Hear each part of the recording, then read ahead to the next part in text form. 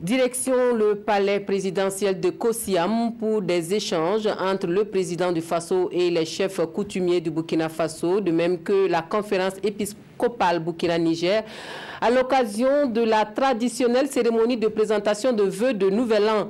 Les dépositaires de la tradition qui souhaitent ardemment la paix sociale, un meilleur vivre ensemble au Faso, confient travailler à accompagner le gouvernement dans la lutte contre le terrorisme. La conférence épiscopale qui abonde dans le même sens dit surtout s'investir davantage pour la promotion du dialogue interreligieux à différents niveaux pour plus de cohésion sociale.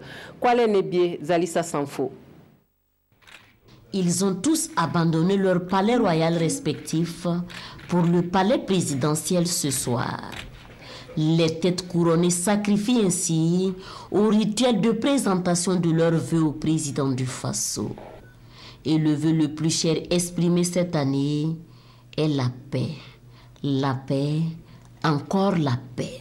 Nous avons échangé sur la vie sociale du Burkina Faso, notamment dans le domaine de la recherche de la paix.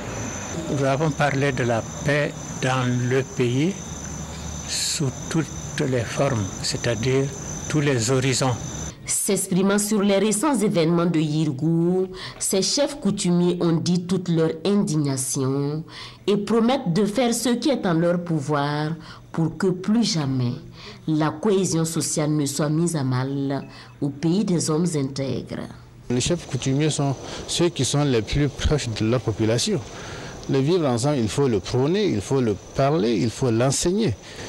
Il faut appeler tout le monde un appel de paix et de cohésion. On dit ce qui est arrivé, c'est vraiment un drame. Et nous n'allons pas ajouter le drame à un drame. Il faut absolument la cohésion dans le pays. Plus jamais ça. Avec la communauté catholique venue sacrifier au même rituel, cohésion et paix étaient aussi les maîtres mots. Nous portons dans notre prière toutes les victimes de ces événements, donc de Yirgou et d'ailleurs. Et nous prions bien sûr pour les blessés, pour que Dieu leur donne un prompt rétablissement.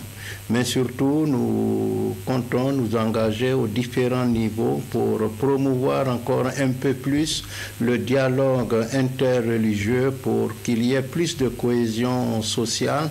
Et également, bien sûr, il faut que nous apprenions à vivre ensemble là pour éviter les différents dérapages. La conférence épiscopale Burkina-Niger a aussi abordé avec le président du Faso la contribution des écoles catholiques au rayonnement et à la qualité de l'enseignement au Burkina Faso.